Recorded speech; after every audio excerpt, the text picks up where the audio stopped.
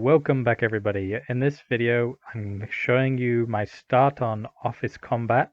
As you can see, I've already got some simple movement in for both me and the AI. I've already made it so you can attack the AI and make them stop following you. So in this video I'll be showing you how I've made this small little demo kind of style thing, and some tips and tricks to look out for when you're making your platforming games, and where I'm planning to take this Office Combat game. So first of all, I'll just show you, when I press start it just resets obviously, but I've made it so the enemy just follows me back and forth, and they just basically just check where I am, check where they are, then move towards me. And the player has a punching thing. You can see we don't change direction when we do anything, we just stay forward. And when we punch them, they move back and they end up on the floor. So yeah, I'll just show you how the code works on that. So I've made it so when you press A, because B is the jump button in GB Studio, it just changes the player sprite sheet to the attacking fist. And then it also does the blank sprite sheet of the attack, which basically just means that we put out a little thing that the enemy can then get hit by. And when that happens, we wait for a 0.1 second, and then after that we set it back to the player move sprite sheet, so that they can look like they're ready to fight again. And obviously, like I said, when you press start, it resets all the variables and puts it back to the thing, just so I can test it. And the main thing is, on update, this character stores the player's position, stores its own position, and then ignore this for a second. It then checks to see which way it should go, and then goes in that direction, and does it in the opposite direction as well. And then this bit is if the fighter hasn't been hit, and I'll show you what that means. Obviously, with the attack item event, we've made it so the collision group is 1 and it collides with group 2, and I've made it so that this enemy is group 2.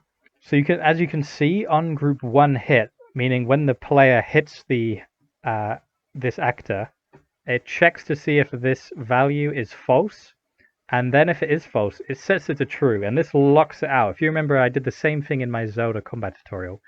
So we couldn't just not only like mash the enemy's health down really fast, but it also works on the player as well, that if they have like an immunity value or this thing being hit, then if they're already being hit, they can't be hit again in that second.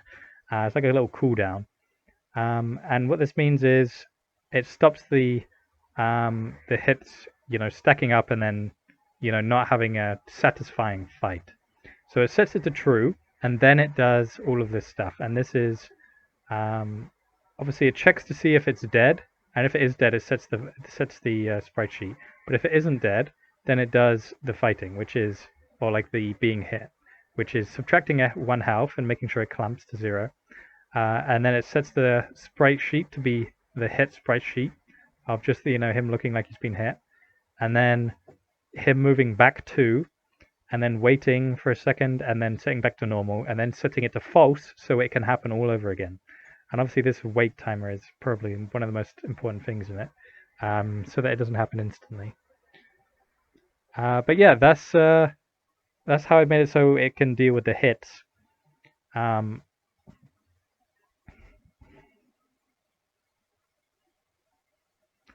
Obviously, once I make it so when the player goes behind the other character, then this flips direction, and so does the player.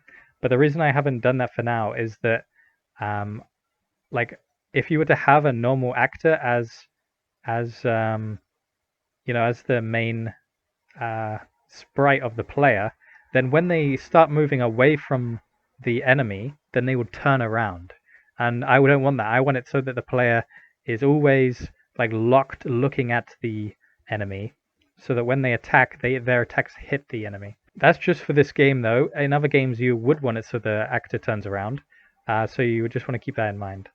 So now you know how it works. Let's just see, how that actually happens, right? So you can see they get hit. It doesn't look like they're moving backwards when they get hit, but I know that there are some problems with that kind of stuff in GB Studio. There we go. It hit then, and then there we brought them to their knees. So obviously, when I press start, it resets. But as you can see, it's very simple. The animation is very simple, but it's just they move towards us and they take our hits basically. Regarding the characters, you can see I've made them face both ways. It's just by flipping the sprites around. This is the main character, and it's just just a guy with a normal crew car hairstyle. And each of these other characters will be like a boss fight in the game. Obviously, the main boss fight will be this big chunky guy, as he's like really muscular, and he'll be the boss, literally, because the idea is you're in an office. Yeah, and so we got a woman, who's got high heels, cool jumpsuit kind of thing. I got this other bold guy, just a classic skinny arm dude. Just like a teenager looking guy with sneakers, skinny arms. And then we got like a mailman who has like a baseball cap and some shorts on. And then just another woman, but wearing less feminine clothing. And obviously, I've made it so it flips over as well. And each of these things, like every time I want something to be animated, like actually animated, like when it moves, then I've got them together in the sprite sheet.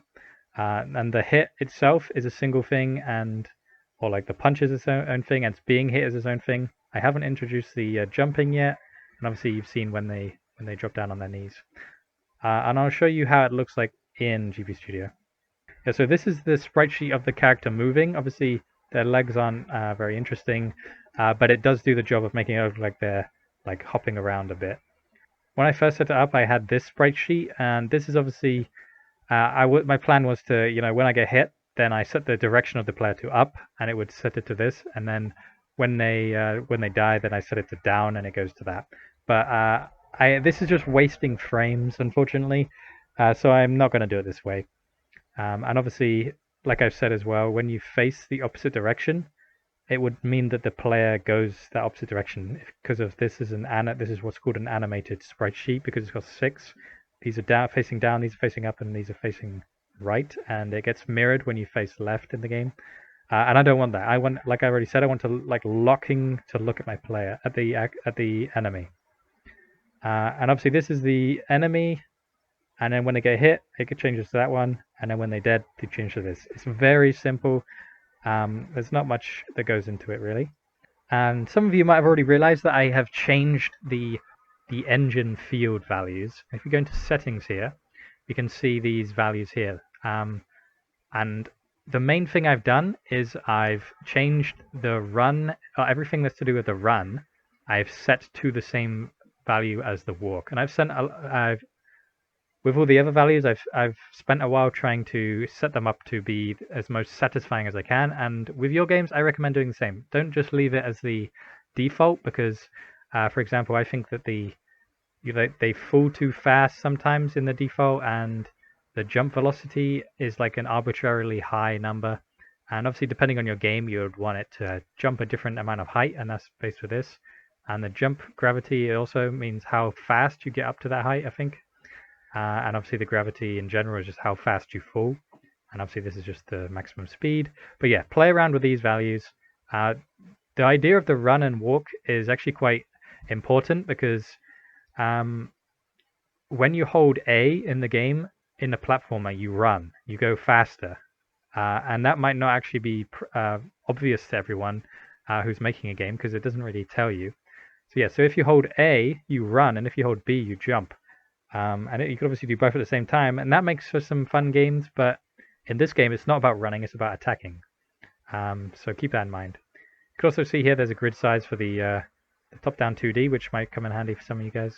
You can update these things in-game, so if I have attach script to button, and I put it on the select button, then I can change the field update to, let's change my jump velocity.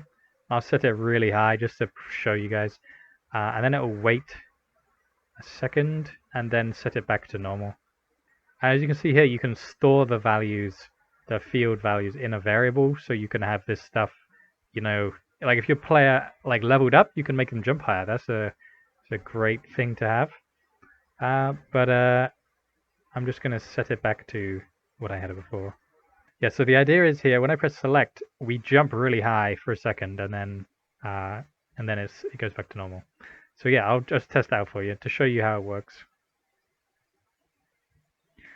Okay, so normally I just jump like this, and if I was to press select, then you can see here I jump really high, and then after a second I go back to normal. So this could do some great power-ups, like if you were to collect, like a shiny star in Mario, you could make it so you run faster. You could also make it so you jump higher, because obviously that's crazy, but it might be useful for someone. And obviously this is extreme, but it definitely does the job.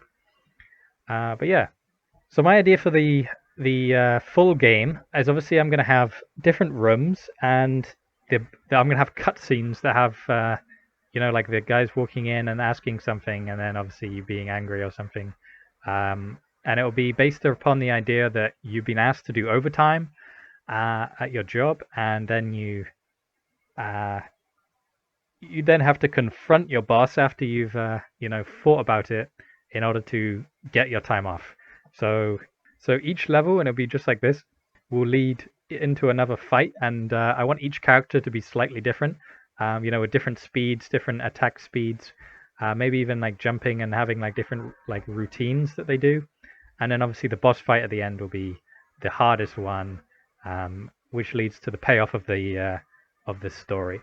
Yeah, I think Office Combat will be probably my favorite game that I put into the GB Comp 2021, mainly because of its uniqueness. The idea that you're in an office and you're fighting for your right, basically, to go home on time, is a nice, like modern take on this kind of genre, and obviously in a retro style makes it kind of charming. Hopefully it turns out like that, and the story aspects I can think of are interesting. But yeah, I would love to hear what you think. I just want to thank my patrons. They'll be up on screen right now. Please like the video if you like the video. Subscribe if you haven't already. And I'd really like to hear what you think of this and what you think I should do on it in the future. But yeah, thanks for watching, guys, and I'll see you in the next video.